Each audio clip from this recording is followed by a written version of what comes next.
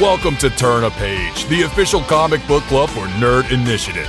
Each week, the NI Bullpen will be covering the world of comics, talking to creators, deep diving into some fantastic stories, and much more. Now let's hand it over to the team and turn a page.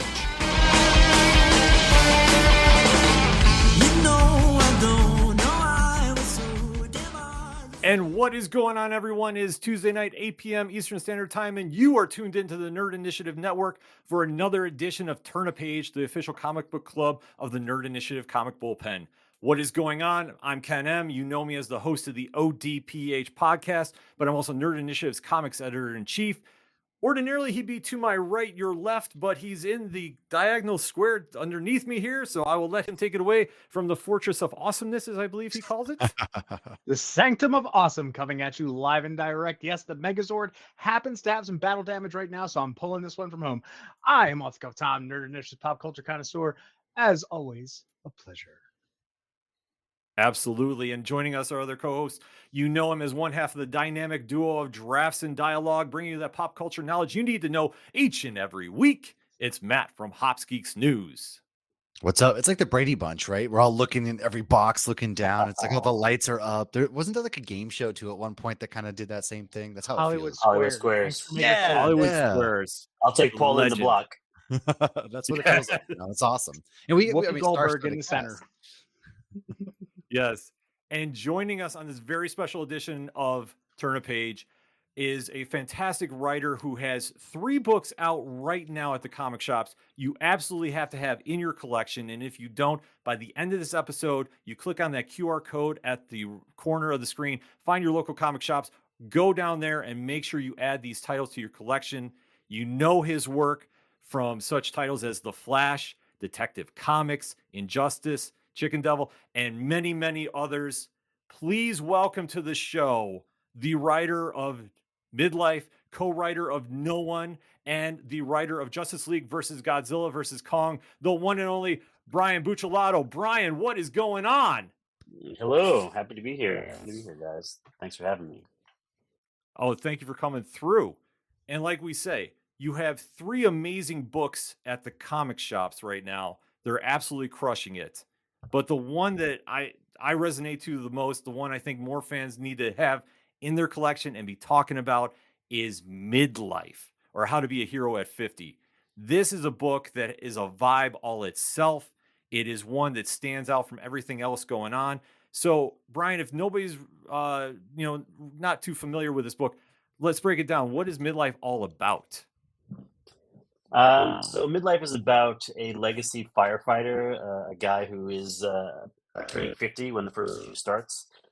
His father was like this hero firefighter who died in the line of duty, and so he felt like he had to live in his father's footsteps. He joins LAFD, but one thing is he's deathly afraid of fire. So you fast forward 25 years, and he's lived this sort of unremarkable life. And feels all this shame because he's been a desk jockey for 25 years and he hasn't lived up to his father's legacy.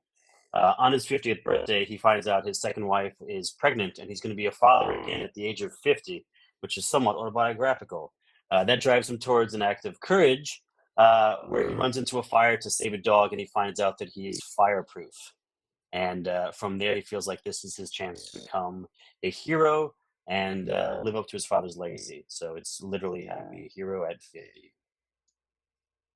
Dang. It's an amazing, yeah. Oh, go ahead, Matt.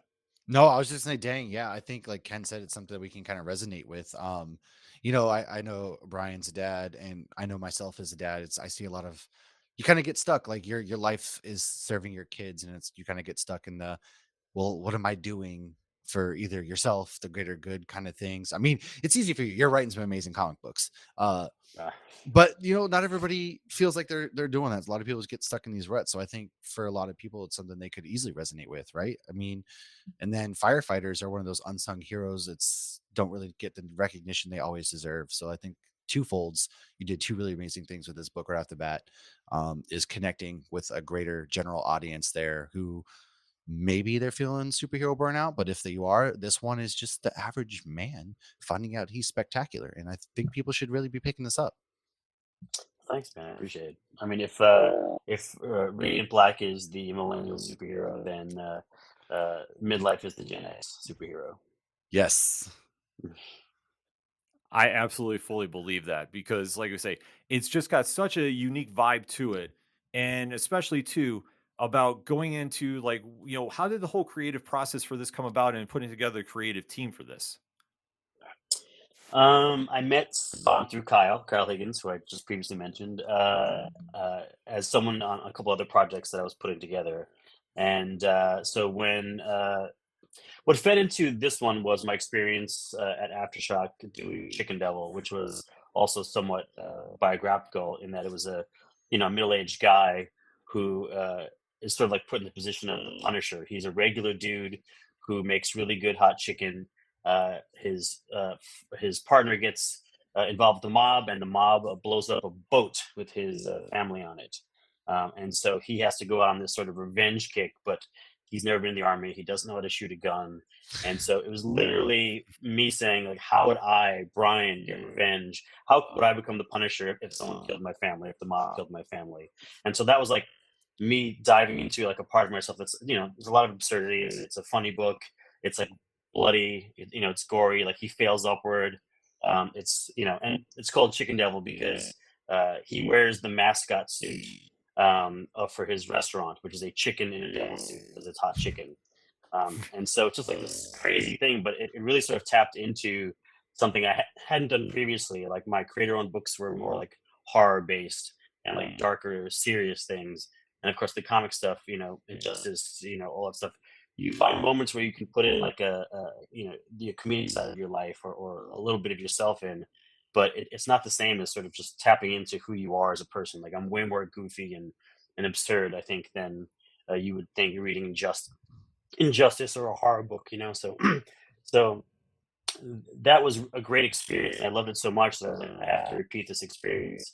And so, my brother-in-law, my wife's sister's husband, he's a firefighter, and he was gonna have a kid at 50, and I had already had a kid at 50, and so it's something just sparked out of that, and I was like, Wait a second. You're you had a kid at 50? You look like you're like 35, dude. Wait a second. 53. Ain't no way. I don't believe Holy- it. No way. Pull out the birth certificate. What? No way, dude. So, I know you guys know Kyle. His favorite game in the world to play is guess how old Brian is. To people that don't know me, You'd lose. You Yeah. would win the money every time. There was no yeah. way. Well, Wow. I'm half Puerto Rican. Right? My mom's Puerto Rican, so I got like those good genes, and I just look. She's always looked way younger than she is, and so I'm thankful that I got some of that. Drinking from the fountain of genetics. youth, man. Seriously, that is awesome. Wow, I Thanks. had to sit there for a second, like, did I hear this right? No way. Yeah, no, I've got a 3-year-old, a 6-year-old, and a 23-year-old. So yeah. My so I can kind of somewhat like as my mother's parents, they had 2 more kids. One when my mother-in-law was 41, and the other one she was 43. So they kind of I got to see some of that aspect of what you're talking about too. But man, like, didn't mean to detract there for a second. That just blows me No, away. it's all right. Crazy. But No, I speaking, mean, oh, go ahead. go Ken, ahead. sorry. no, No, I go, was go, gonna- no, go right ahead. Oh, I was just gonna say, that like this all kind of brings everything you said. Having a kid at 50 and your brother-in-law having just had a kid. Continue, please, from there. Yeah, no, it's just it. First of all, I'm Gen X, right? So like, we're like inherently like melancholy and reflective. I think from the age of like 5. I don't know, that's just a trait I think of my generation. Yeah. But like looking back at your life, and no matter where you are along this path, like I think you always look back and say, did I do enough? Did I try hard enough? Am I where I wanted to be? And I think people tend to judge themselves pretty harshly. So that was really the start of the story about finding like a family drama with this one genre twist, and just running with it. And so uh, it's heartfelt, but I think it's also it's light and serious at the same time because it's like there's a suspension of disbelief when you add superpowers to any story. So like on some level you have to do that.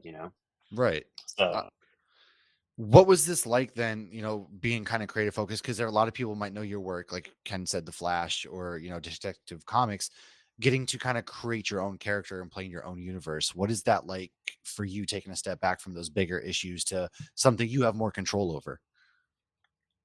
Well, I mean, they feed two different sides of like the creative part of you and the ego part of you. Because let's be serious.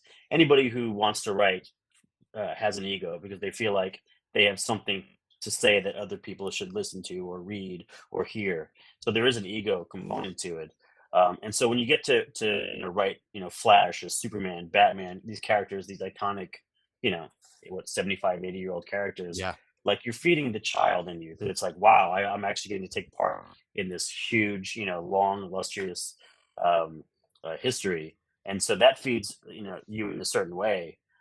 But what it doesn't feed is the sort of ownership. Like it's mine, it's my world. I get to be the one who has the final say over everything. Because when you have an Image book, you're your own boss. Image doesn't sort of interfere in terms of the creative side of things. And so like you really are able to put it out there for better or for worse. If people like it, great. If they don't, well, you gave it your best shot. So um, it's two totally different but great opportunities that I think any writer would be really really thankful to experience. Now, you were touching on the whole generational thing. What's interesting that, with the four of us all right here, well, out of the three of us, because you've already, gave it away. Ken being the oldest is technically a Gen Xer. All right. I am a millennial on the X side, heavy on the Hmm. X side, and Matt's the wee one. So, having that said, one thing I really liked about reading Midlife is the fact that you do these throwbacks. I mean, issue one, bat nips right there. You know, Oh, it's so nice to finally get a writer that is writing to us, not for us, but to us, that we have these cultural references that we can go bat nips of all things. How important was that for you to put in those very particular musical and cultural references? And then on top of that, this being creator owned and having written for so many other projects, what was it like designing the character? Yeah, the designing of the character I'll handle first. It was with in concert with Stefano Simeone, who's an amazing artist. Hmm. I just love everything that he does. It was just a lot of conversations with him, and then letting him take a stab at it. The one piece of reference I gave him was I found online like an old um, weird firefighter helmet thing that almost looked like a deep sea thing, but it was a historical firefighter type helmet, and so that's what his helmet is. And the rest, it was just like I was like, in story, uh, the costume is built by his friend who creates costumes for Right. superheroes. So it was like do that version. What's the MCU, like superhero or WB whatever so that's really how that went. Um, uh, what was the first part of the question? Cultural references and writing Culture. to Okay, us. yeah. So I think I was writing to myself. You know what I mean? Like I wasn't writing for, I wasn't preaching to, I was just writing something that felt like an authentic experience for me so that the hope is in turn, there's other people out there who identify with that and they see the either the specific appeal or the universal appeal. Because you don't have to be, you know, my age, or Ken's age, right? To feel those mhm. things. I think some of the things that he's going through, um, universal. But the specificity, and this is something that I learned as a writer, like writing to an audience or trying to be too broad or trying to, write to too many people is less remarkable. It's less memorable. It doesn't resonate. I think specificity is actually the key to great writing and to finding people who respond to your material. I think you have to know who you are and what you have to say and understand, what you have to say that is genuine and heartfelt, and hope that you find the audience for that. So for me, just pulling things that I know. Like I don't know if you guys picked up on that, but the flashback where you see his house, you see him as a kid in the dining room with his mom and his friends. Um, Mhm. that's that's the living room from ET. Oh, If you wow. go back and you look at it with the chandelier and the whole thing, Oh my that's God, yeah. I'm pulling this That's up delivery right for now. I'll me. be right back. It's a That's so little cool. Easter eggs like that, like I would send all kinds of reference to Stefano just because it's fun for me to do that. And if anyone sees it, the outside of the house, see if you recognize what the outside of the house is. Triangular table. Okay. Oh no. Outside of the house. I'm looking at it right now. I'm in 1986. I see, like, while Tom's figuring that out, I think one of my favorite references you dropped was the whole like Blade Marvel debate. You're like, I don't want to work on this trash Blade. It's just another crappy Marvel. And then it's the one movie that like obviously kind of saved the MCU today. It's like those kind of throwbacks, or that's what got me Yeah. hooked instantly. Is that Well, Back I'm to the having Future? no, so it's not fair It would because be it's actually Flip. it's not from '86. It's from the early '90s. Full House. I don't know. And it's John Connor's Oh, documentary. what, Oh, dude? Oh man. I'm gonna have to go reread this There, tonight. there are a couple people who actually picked up on that. But stuff like that's is definitely like fun to do. Um, okay, I got a cat walking across me here. Perfectly okay in my book. Hello, handsome. Her name is Little Kitty because she's a very little kitty. I'm sorry, I keep getting distracted. Where are we now? No, No, we're you're talking totally about good. No, we're talking We just just had a about the moment. Easter eggs you're putting in. Yeah, like I say, talking Oh, about, the John Connor house and just, the other elements you're adding into it, especially when you do those throwbacks, because like for me, is like, it resonates so much that like now I have to go back and reread because now I'm like, I thought that was it, but I'm like, not sure. And, it's just something about taking that time period and making it relevant today without feeling dated. Cause like I say, even though it's a flashback, the themes still resonate. And that even carries to Ruben's character now, that obviously dealing with living in his father's shadow, trying to emerge as whatever hero he's going to be.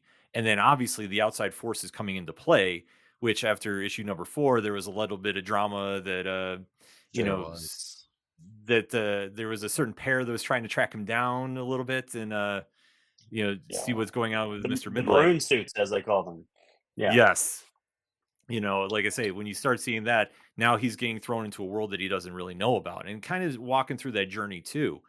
It's just something that no matter what your age is, the superhero concept is just timeless, wouldn't you say?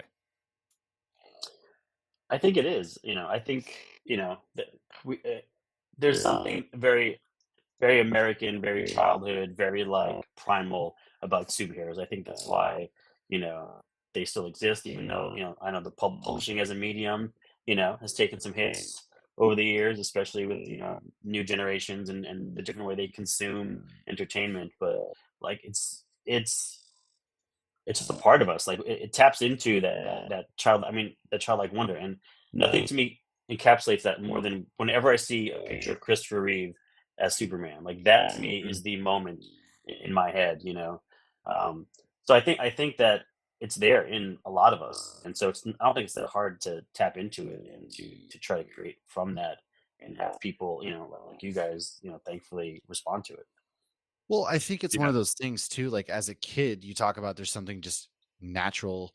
We want to, as kids, we're so full of imagine. This is before life, beats you down in a way, right? Metaphorically, you're so full of wonder. You want to save the world, and so I think that's why like there's something just so magical about superheroes. Being like, wow. I read this thing that was basically kids fall in love with dinosaurs first because it's the first thing they see that are bigger than their parents. And I also feel in a way superheroes are kind of like that because as kids, we always view our parents as these heroes, whereas superheroes, they're larger than life. And it's something that will resonate and sticks with a lot of us. It sticks with me. I mean, we all here are here today because we love superheroes, at our core. So it's always really interesting. Yeah, I definitely agree. I mean, MCU is on the, maybe they're not doing as well as they did in the first 10 years, but like, whenever a good superhero movie comes out, people go to it. And Spider-Verse movies, and probably, the best movie in the last few years, that's a superhero movie. Oh, yeah. Guardians 3 was good. Like, if the movies are good, people will come out to them. Oh, without a doubt, Oh, for sure. yeah, if the story is good, people always turn out for it. And that's the one great thing with midlife too, is it can connect even with younger readers and older readers like myself. Like there's just something in there for everybody because like I say, the artwork is phenomenal. It feels very new. And then the story is very relatable. And then as it's going on for, obviously this is a regular series and we're going into, the end of the first arc, so to speak. Is there anything you can kind of elaborate about what's going to happen? Um, he's gonna get some closure on some things. I think there's some questions that are outstanding in his life that are sort of at the core of some of his troubles emotionally. Like I don't want to give away too much, but I think there will be some closure. I think part of that is also because I know Stefano has other um, other commitments, and the trade's going to come out, so it'll be a little while before we continue on with it. That's part of the sort of the new world order with comics these days. Like comics that can continue month to month. It's really, really, really hard if you're not big too. Hmm. It's darn near impossible. So I think I wanted to finish the first arc with the sense of a not the end of the story, but the end of like a chapter. So I think that hopefully I've earned that in the story, and when people read it, they'll feel satisfied. But obviously, there's more to come. Yeah, no, I'm super excited to see where this is all going. Like I say, ever since Same. it's come out, it's been one that's been on my pull list, and we've been reviewing it between myself and Marty Soaked, who's in the chat there, and like we go back and forth about it too. It's just like how good this is, and just how it's a story that more people need to read, in my opinion. Because, like I say, it defies age, which I know is kind of with the tagline too, and it just proves that anybody can be a superhero no matter what, as long as you have the theme and the belief behind it. And I think that's a message that needs to be related in this day and age. Yeah, I mean, oddly, it's hopeful. It's a hopeful book. Like he's a good person. I know it's like that may not be the sexiest, like log line for a hero, but he's a good person. He has a good heart, and he's just Mhm. trying to do what he thinks is best. And Let's remember that there's a whole genre of the fair of the species that likes the dad bod. So let's, you Hey, got you dad got mods some are stuff. back in, man. All right. Just saying, Uh, especially the ones that wear Duncan. that's right. I got fair that. enough. I bought the jacket. But side, what's funny is you mentioned this, and now I've read two stories, two really, really creator-owned books from the same company now, and I think that you guys have a niche. I think there's a niche out there that is untapped, and it's like this everyday man becoming a hero, because we have midlife, and then we also there was another one from the Schlub was another one, and these two stories are very like these everyday men, and they're just stories that I hope catch on, especially midlife, because I think again a lot of people can resonate that, especially in the modern world where we're all kind of right now looking for that hero, right? We're out there, and just a lot of us, especially as dads, carry that weight. So I'm really, really hoping it finds. You know what, Bradley? Me too, man. Me too. All right. Yeah, no shame, Bradley. There's no shame in the dad bod. Be rad, be rad. Now, Uh, with all this creator stuff that's going on, you have a lot of fantastic stories out there. Coincidentally, you also have No One. So tell us about No One. I mean, there's a lot of people out there that have been reading stuff in, the massive verse, and what if they got to catch up with it? That's a funny comment in the thing. Sorry, threw me off. yeah, no one is a different corner of the Masterverse. So, the different titles, you don't necessarily have to read them together just because like they operate in different cities, and it's all by design. No one is what do I call it? I like to call it sort of The Wire meets like Gotham Central with a vigilante hero. Um, it's a really ambitious, big swing. Maybe a little bit of Silence of the Lambs. There's a serial killer. It's a city. Uh, it's a city with that's struggling with a serial killer who is targeting powerful, corrupt people, and a vigilante comes into the picture to try and stop um, what's going on. And part of the problem is that this vigilante started it by being sort of like an anonymous with teeth by doxing and outing these corrupt, powerful people and demanding that they be held accountable. Well, they weren't held accountable by the justice system in the city. It's in Pittsburgh. And so what happens is somebody takes it upon themselves to start killing these people and becomes like the serial killer who sort of takes over the city for 12 months. So the story takes place over 12 months, and It's very dense. It revolves around the newspaper and these two reporters who are in charge of doing a true crime in-world podcast, trying to identify who the hero is, called No One. And we actually did the podcast. So there's 10 episodes that when you buy the comic book, when you finish reading the comic book, there's a QR code, and Yep. you can go to the podcast, and it's Patton Oswalt and Rachel Lee Cook are the two leads, and they are basically doing giving added value to the story by, this is their podcast. They're trying to find out who is No One, but there's all these other factors, and they find that it's very difficult to find any kind of truth in this sort of like corrupt society with all these different agendas. You got the police department, you got the vigilante, you have an ex-cop whose son is responsible for some of the killing.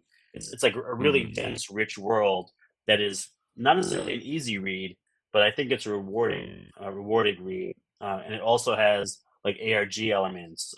There's newspaper articles, and there are other things that like all add value to this sort of like cross media, multi-platform experience. Now, when you guys were planning this one out, I'm sorry, Ken, you wanna? No, I was going to say, no, Tom, you take it, because I got a question I've been meaning to ask, so it's okay. Involving No One. So when you were figuring out this whole multimedia experience that you wanted to do with No One, what was it like putting out like the sides, or did you just call up a friend and say, "Hey, has anybody got Ratatouille and Josie from Josie and the Pussycats online?" Just so there's your cultural reference. That's all Kyle. Very nice, very nice. That's all Kyle. Like he's been doing a lot of cons. I stepped away from comics for a number of years, and in that time, like I swear, he met everybody that was ever at a convention, and he just forged a lot of relationships. And so he had a deep pool of people that he knew personally that he can pull from. And so that's how we got people into Todd Stashwick is in there, and he was on the Star Trek show, the Strange New Worlds. Great job, amazing job on that character. Excuse me. Yeah, and there's Power Rangers in our cast. So like there's a lot going on there. And the hardest part about it, I mean, this is probably the most ambitious undertaking we've ever had for a comic book. Like we worked on a document for a year before we did page one on the first issue. Like I have like 100-page document slides, like of all this information. There's so you have the Bible of it. It's a Bible, but it's like it's on Google Slides, so it's a Bible this way. Oh, so we have a PowerPoint, See, that's showing his age. He's a Gen Xer. I got a PowerPoint. Can we convert it to PDF? I think you can. Go ahead. So my one question then I gotta just ask. All right, so I'll ask my fan question first. Has No One, the identity? Obviously, we don't know yet. Is it a character that we've seen yet in the comic? Ooh. Yes. Can you at least say that? Oh, yes. He did say yes. Okay. Answer yes. All right, because I've gone back and forth about who my guess is, about who it is, and it's like the only person I've ruled out is Teddy. I don't think it's Teddy by any stretch of the imagination. Next issue, it's Teddy. Yeah, it's going to be Teddy, and we're going to circle back to this. He's going to be laughing like, "Oh, you idiot." Yeah, I can't see it be Teddy. I can safely say it's not Teddy. Also, I don't want to lead you guys astray. Okay, but obviously you've written some fantastic detective stories and detective comics, and now being creator owned, or going in with this, like how have you described like the differences in this? Like, have you said like I really wanted to do this with Batman, but I couldn't, but now I can really run with this with No One? Yeah, I mean, I think, my run on Detective with Francis, I wrote that with him. He drew it and I colored it. It started out as this really great experience because we were in our own little corner of the Bat universe in the New 52, and we were allowed to do detective stories. And then there was the big event where James Gordon becomes Batman. Yeah. And so we were sort of forced into that, and it kind of took the steam out of what we were doing. So I did always feel like, we didn't finish our run because we got pushed into something, and then that version of Batman with Gordon wasn't something that appealed to Francis and I anymore. So I always felt like there was stuff on the table. But honestly, like half of it is just to have the arrogance to think that we can try to recreate The Wire in a comic book. I don't know if you guys have seen the show. Yeah. Oh yeah, dude. Yeah. The Wire is Oh, it top has tier that stuff. feel. Absolutely. The greatest show of all time. Yes. Definitely top for those who haven't seen it. But yeah, How I mean, it it did not was win an really Emmy tough. is beyond me. Yeah. Yeah, I mean, it Like I was say, up against that show finals every never year, though, won. wasn't it? Like, yeah. Yeah, but like It- one year they should just gave it to him. Like The For Wire is handing just so Leo good.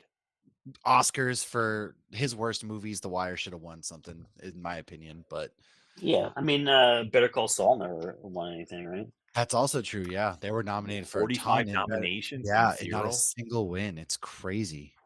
Yeah, Yeah. you know, sometimes like if you're not in the zeitgeist, like in the right way, you just don't That's get it. true. But that's fine. Like, It's like like growing up during the Tom Brady era. He was the only one that ever win. And how many great quarterbacks like Drew Brees, Peyton Manning, Aaron Rodgers? Like, right. I'm not bitter at all. What about Eli Manning, bro? What Yeah, about he yeah. got 2 rings? He was our only savior. Gosh. This is true. God bless 2-0, him. baby. 2-0 against Tom. God bless him. You know what? Yeah. Can't even hate against that. No, you can't. But with 2 issues left, though, obviously there's a lot of moving parts still left to be had. And just going in with this, obviously, like you touched upon, no one is a whole different kind of promotion for this. And especially doing this with a podcast companion piece, which is, like I say, it adds so much to the story, too. In with this, like, do you think this is like the next evolution of comic book, like promotion and storytelling? I mean, it's not cheap to do, so I don't know. I mean, not unless it's part of a bigger play. I think that I think it could be. I think looking at entertainment and media in this way, I think Kyle's super smart and always has one eye on figuring it out. He's a millennial, so maybe he's more on the pulse. You know, but I think it's a really good way to look at entertainment. How can we maximize the experience? I mean, everyone's going crazy about the Apple the Apple thing. I Oh haven't yeah. seen it yet, Yeah. but I'm sure that's going to open up avenues for ways to communicate, to experience entertainment. So I don't know, man. It is. Yeah, it- 'cause- you, I was just gonna say, I think you see a lot more people, like a lot bigger creators, like a lot of name recognition people like yourself, going more towards these creator-owned things, which I think is starting to catch a lot of people's attention. So I think it's gonna be one of those, like, maybe it's not now, like you said, it's opening doors, and every pioneer starts somewhere, and I think that's what you guys are doing right now, and it's awesome because we're gonna be able to eventually look back and be like, this moment is when it all started. Issues like issues like midlife.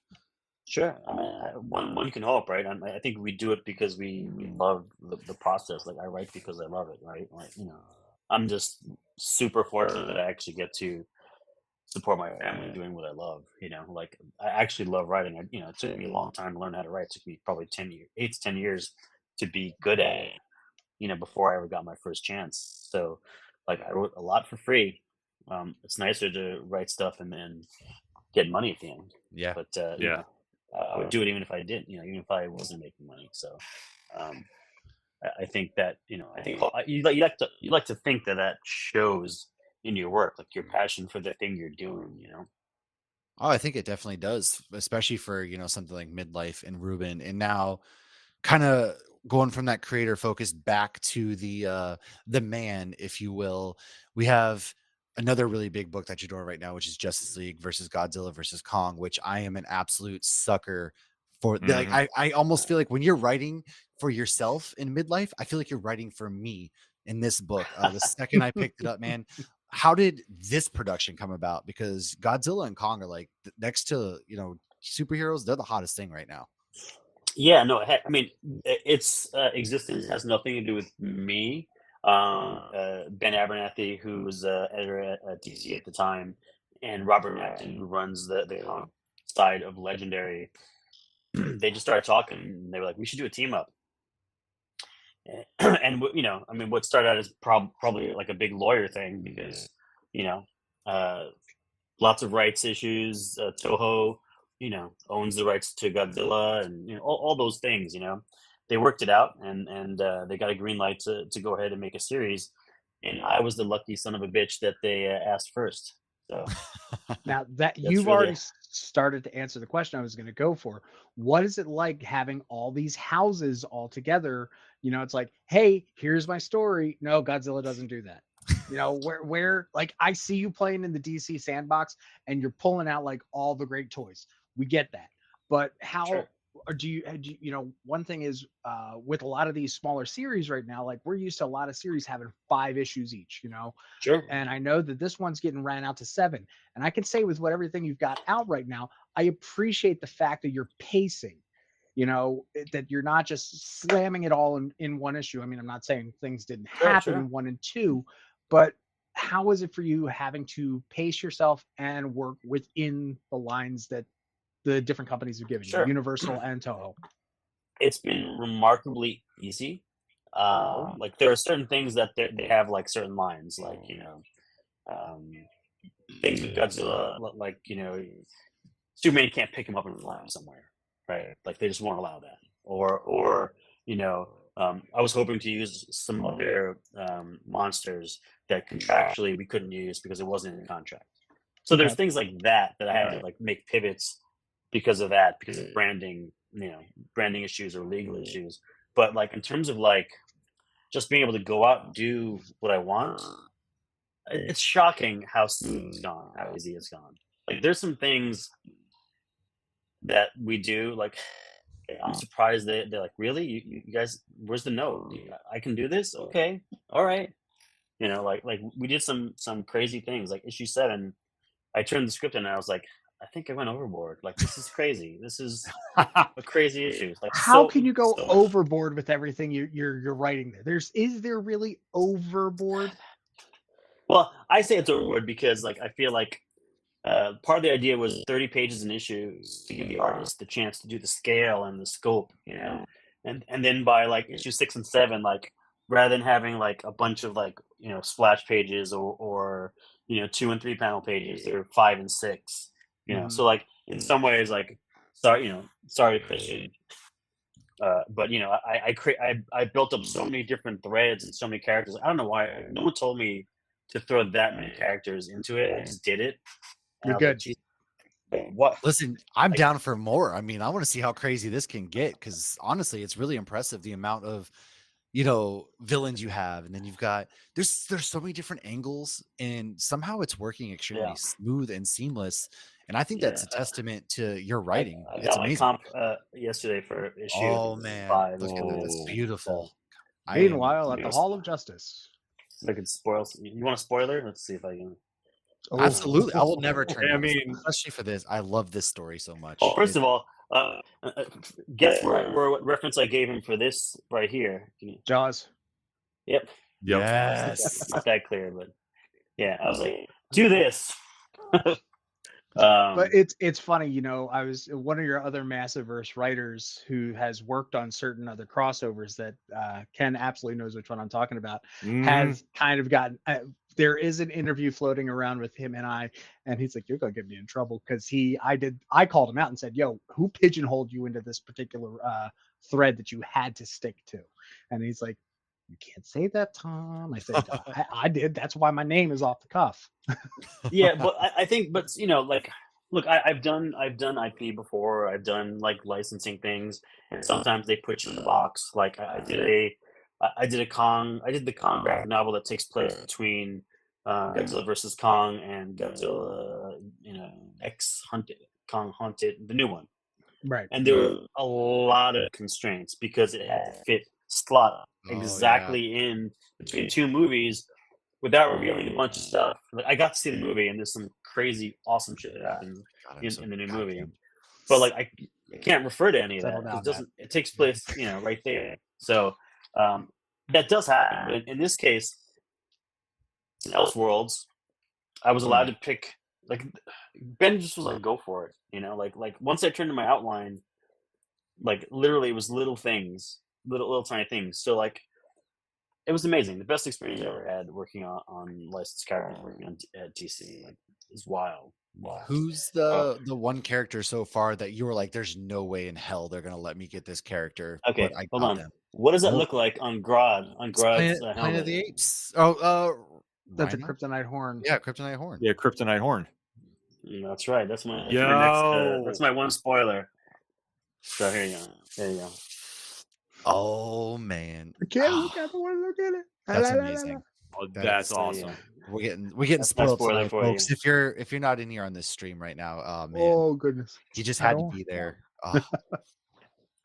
But Yeah. There was a question coming. Sorry. oh no, I was saying like, who's the one character that you're like, there's no way on this planet they're gonna let me throw this person or creature or whatever in here, and they're like, sure, and you were like, wait, what?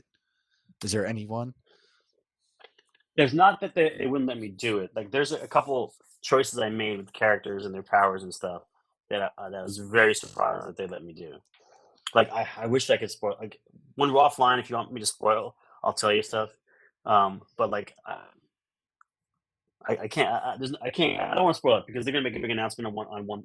This one thing I'm thinking of, and then the other Oh, thing I'm thinking of is the ending. Like like it's solving the crime kind of thing. So I don't want to. Can I put an idea in your Sure. head? Sure. Okay, if you do get a part 2 with this, kaiju size crypto. That's pretty good. That's pretty good. That's very good. Man. That would be amazing.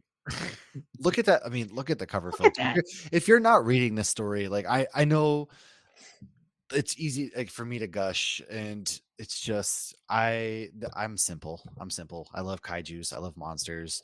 Read this. More importantly, though, like if this is what brings you into Brian's, work, then please make sure you're also picking up No One. Make sure you're picking up Midlife, because if you think that's good, just see what he can do with his own characters and the things that he gets to play in his sandbox. And man, it's really incredible having read all of these.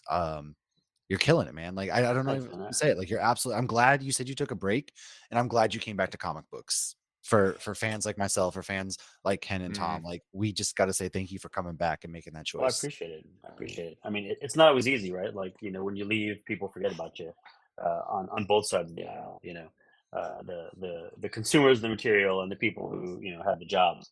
So it's not always easy, but you know, uh, I do wish that I probably had stuck around, and kept a more solid foot in.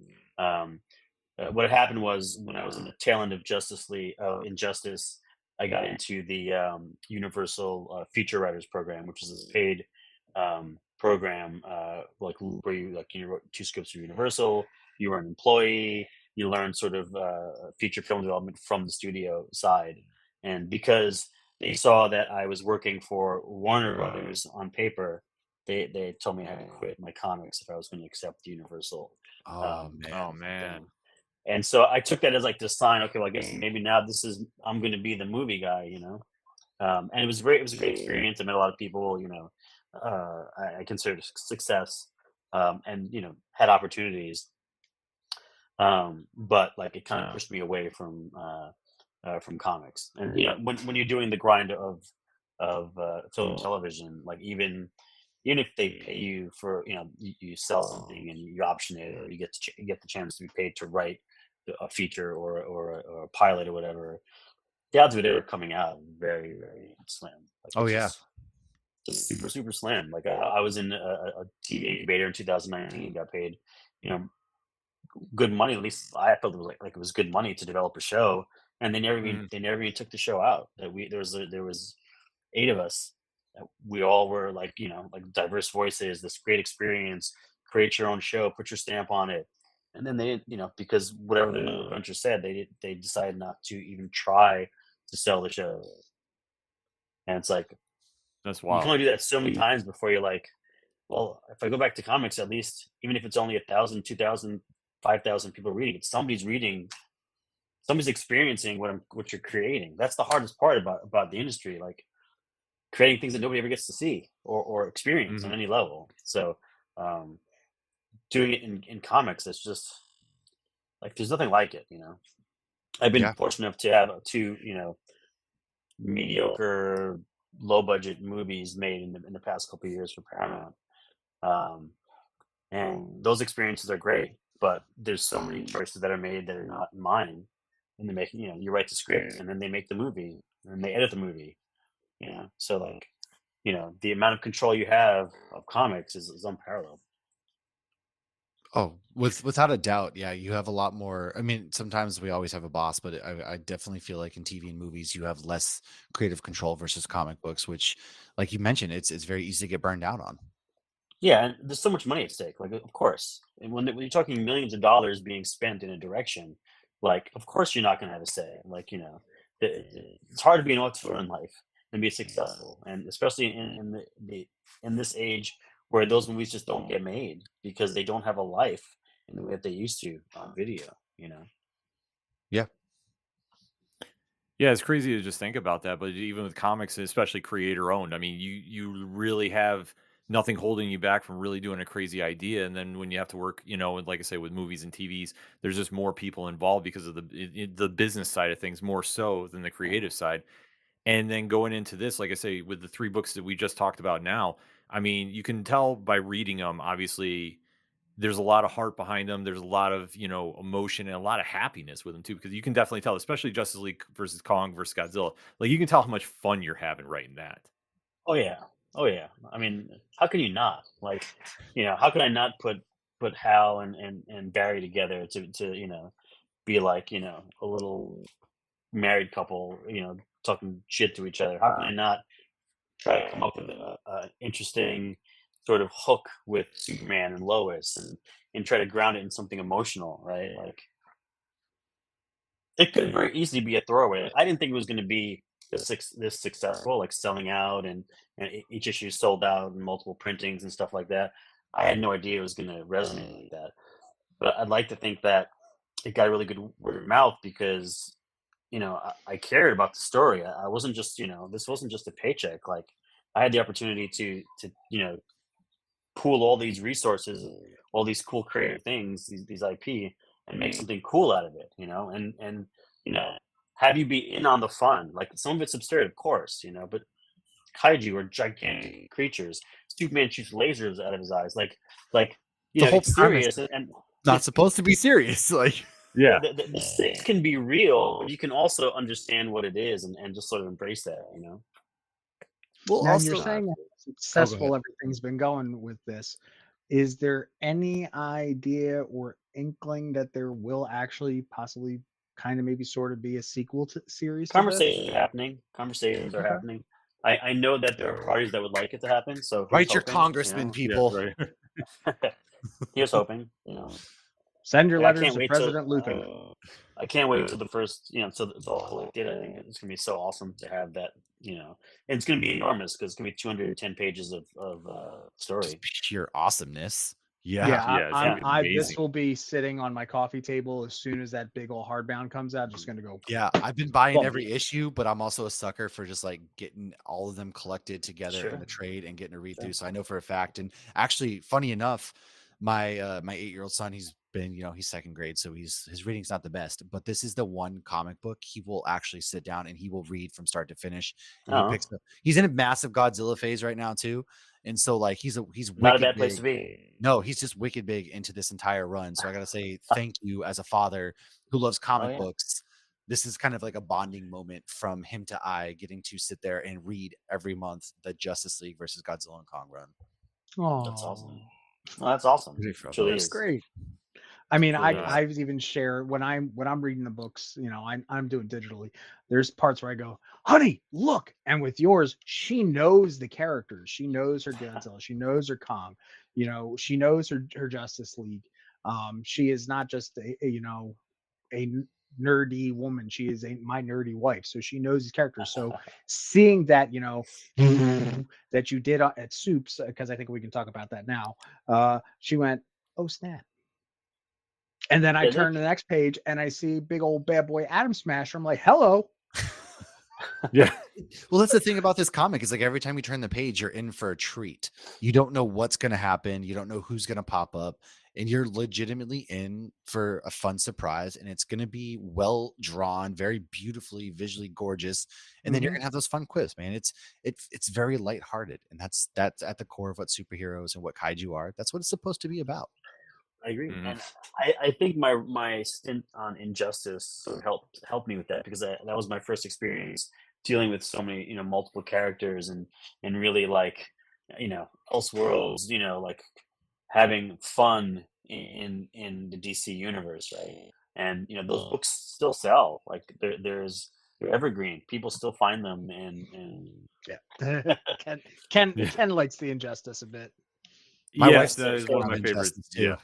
my favorite properties. Yes, I could rave about Injustice all day. Yeah. But obviously we've covered 3 books here for you. What future projects can we look forward to in 2024 from you?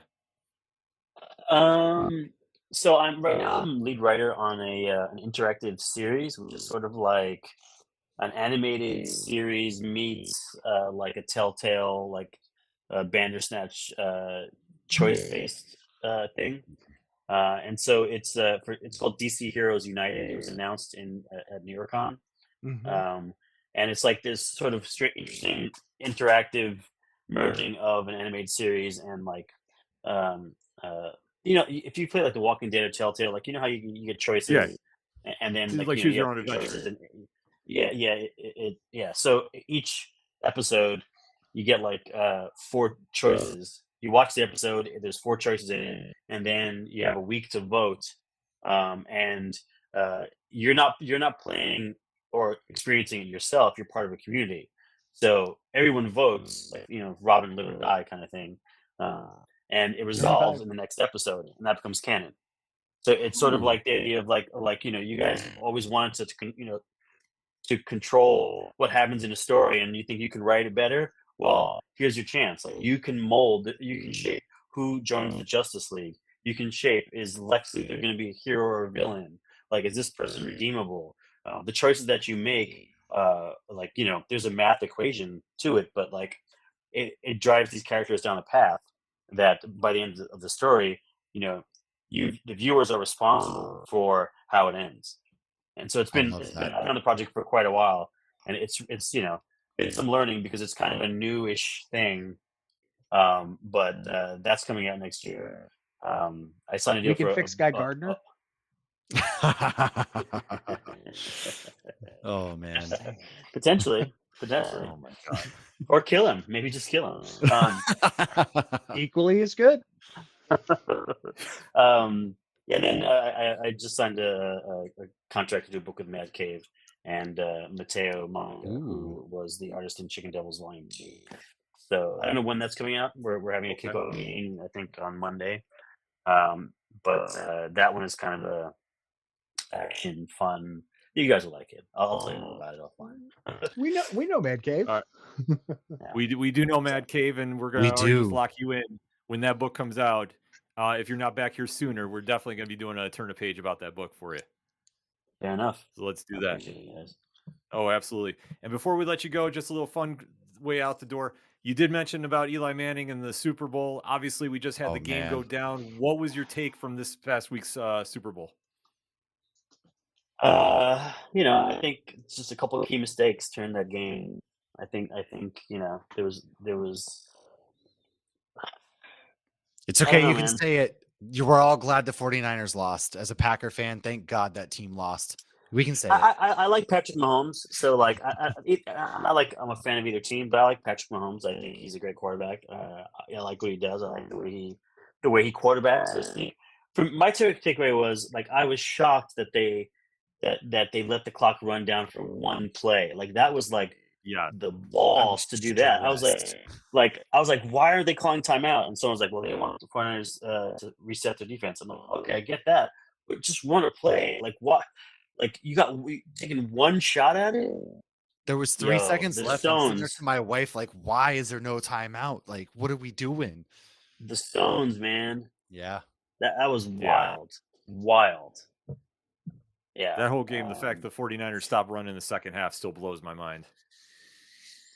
yeah. I mean, look, like you had the freak punt that off the guy's Oh, yeah. ankle, like you couldn't account for that. You know, but then you also had was it Pacheco? Pacheco was muffling, fumbling. Holmes threw an Yeah. interception. Like, Yeah. it's a game of inches, and there's a lot of opportunities. Really both Some ways. say. Some say, Yeah. yeah. So as long as it's But not hey, at least the Patriots winning, I'm good. True. It's funny because Amen. I'm from Boston, but I'm not a Patriots fan. I'm every Boston sports fan besides the Patriots, and Fair enough. the happiness I could have We'll have some experienced. problems. I'm Yankees Knicks, so Yeah, yeah, we don't move Celtics. on Let's them. go. We're living Sorry. right now. Celtics right now. Yeah. Yeah, I don't know if you can Yes. see that. Oh yeah. There you go. Oh It's in yeah. New York There we City. go. Oh, That's awesome, Okay. dude. That's I have the one from 1970. So it's hold the up. Where's that? We're not Oh showing my chest, but God. I got the B. So right there we go. So There you. All right, fair enough. Okay, I also got Flash, right? hey, I do too. We're showing tats. Hold on. I got All to right, show you. all right. All right. Here we But go. this is how you know I was destined This is to write this book. Who's that? There we go. We got Flash, Aquaman, Batman. See, Oh, we're man. living. I got That's my an Dicky amazing Power feat. Ranger tattoo, very specific one. So Extremely specific Ranger tattoo. How about Fair you, enough. Ken?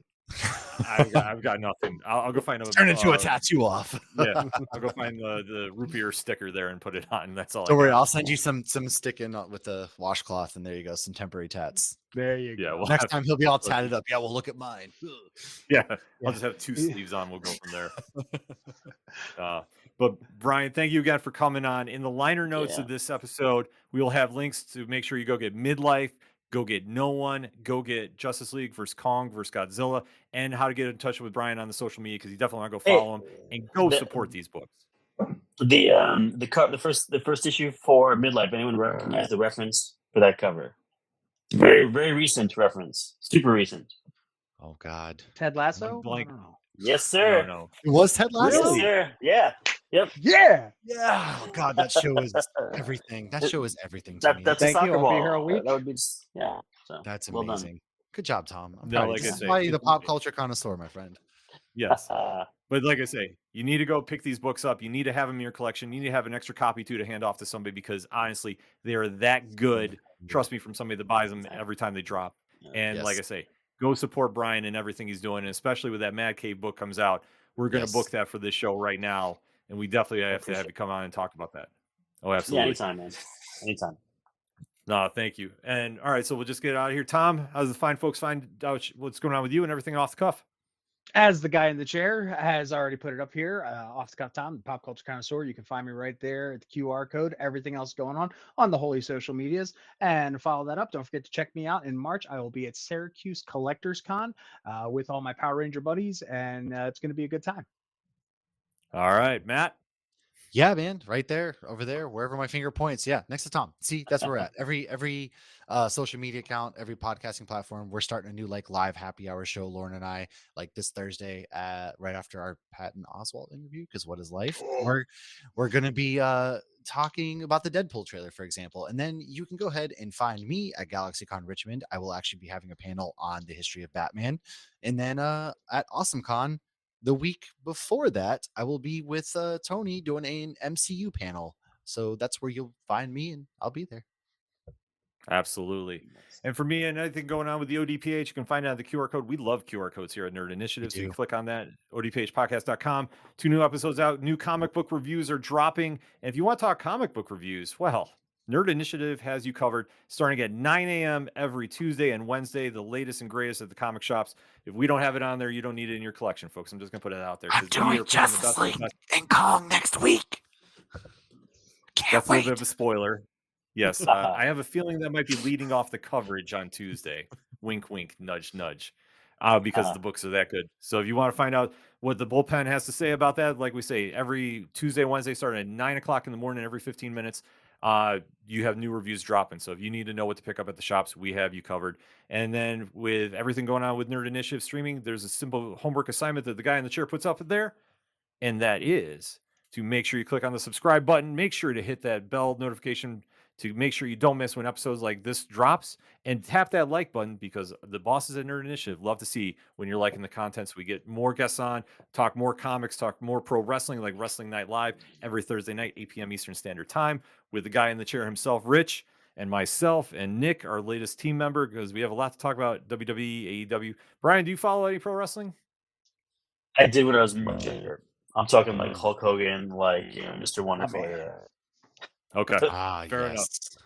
enough. So Fair I enough. had particular interest in the Iron Claw because my dad lived in Texas, so I watched the Von Erichs when I was a kid. Oh yeah. I have not seen that movie yet. Surprisingly. Pretty good movie. Very good. Sadly, movie. not as strangely not as tragic as their life was. Even Right. there you go. Yeah. If you know the story, Good man, movie. It's wild. it's amazing. Brutal. Yeah. And then last, but certainly not least, anything Nerd Initiative, make sure to hit that QR code, contact Nerd Initiative, your home of pop culture positivity. We have a lot of stuff lined up for 2024, so you're going to be seeing a lot more reviews, a lot more content, a lot more fandoms, keeping it positive and keeping it all about growing a community that is centered around that pop culture positivity. That's what we do here at Nerd Initiative. So on behalf of everybody here, remember, when you're at the comic shops and you have a great issue in your hand, such as Midlife, such as No One, such as Godzilla and Justice League and Got Kong, that issue. and you see somebody struggling to pick one up, hand it off to them. Tell them to turn a page. We'll see you guys next week.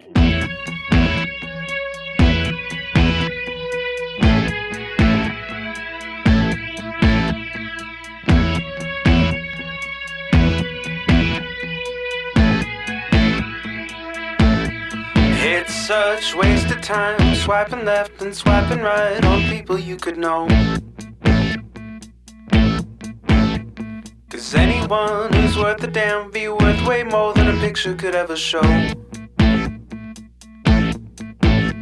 You could find the right light, find the right angle, and never find your soul.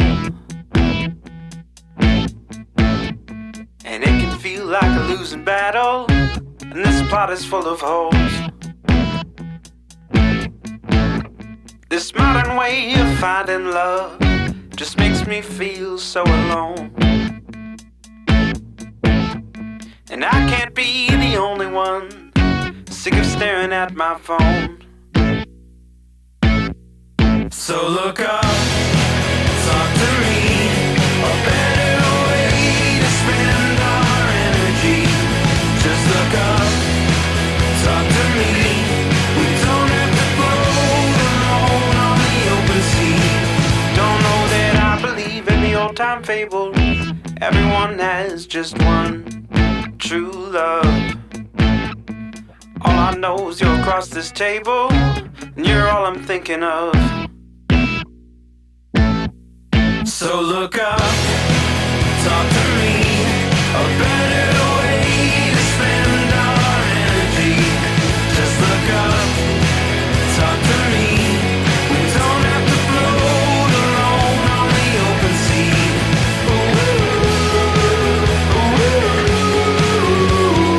Talk to me.